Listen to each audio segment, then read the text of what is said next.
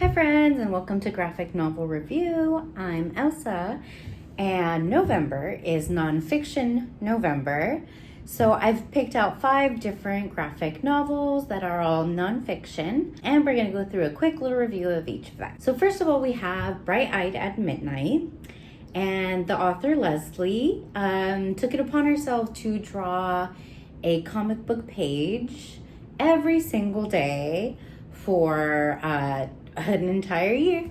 And I really like the illustrations. There's not really like a story or anything really narrative about it. Mostly it's just doodles and memories that she has and just recalling her childhood and kind of moving all over the place. I really like her drawing style. I wouldn't say that this is for everybody since it is a little chaotic. It's a little bit stream of consciousness, but that's why I enjoyed it. Kind of a sneak peek into someone's life. Not quite a memoir, but kind of a memoir. So yeah, that is Bright-Eyed at Midnight, and you can find that on Hoopla. So next is a graphic novel for all of the foodies. It is To Drink and to Eat.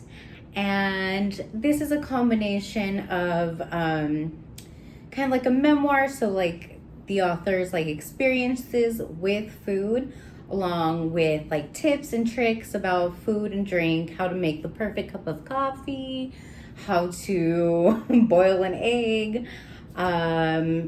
memories of his experiences with food, tips and tricks on just cooking basic things, or memories of the best, salad he's eaten. It's really fun. If you're a fan of Mind of a Chef, if you liked Salt, Fat, Heat, Acid, it's along those lines where it's a very accessible way of looking at food and like food history. So very highly recommended. The illustrations are really fun. The text can be a little bit hard to read, but that's the only complaint. I enjoyed it a lot. Yeah, check it out. And this one you can also find on Hoopla, and it is part of a series. So if you enjoyed this one, there are 2 more volumes to check out. So November is also Native American Heritage Month, and I read Redbone, which is the story about the formation of the band Redbone and their career, but also like the social and cultural and political aspects of their career. Story of the band's creation, beginning with 2 brothers and the other members that joined the group, and from the beginning into the rest of their career. There are also a couple of guest stars, their interactions with other rock stars of the time. The illustration can make it a little difficult. It's a little bit like Bright-Eyed at Midnight, where it's very like soft, and sometimes not perfectly readable. That's the only complaint about it, but I really enjoyed it. If you're a music lover and like music history, you'll enjoy Redbone. The next graphic novel that I have is Sapiens, and this is Yuval Noah Harari's graphic novel adaptation of his book Sapiens. And if you had trouble getting through Sapiens, just the regular book, this one's a little bit more easy to digest because the book is a little bit dense. So this is broken up into several parts. So this is the first volume.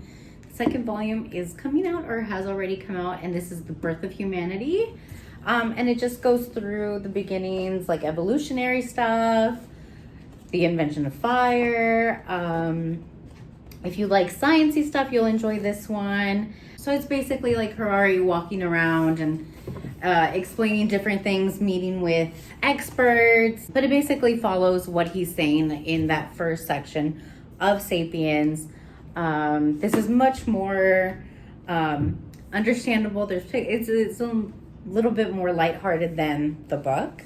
So yeah, I enjoyed this one, and this one you can find at your local library or put it on hold.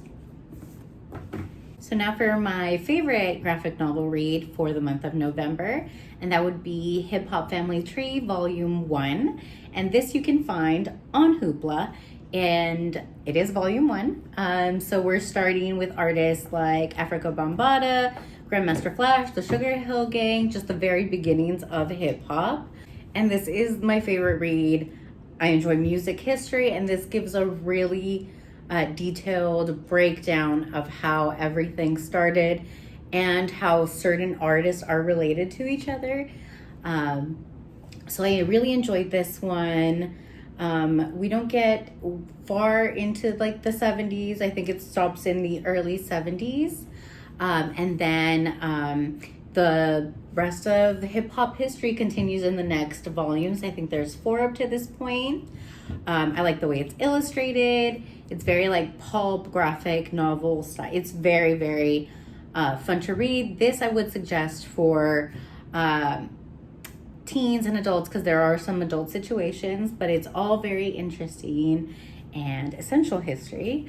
So that would be my favorite for the month of November.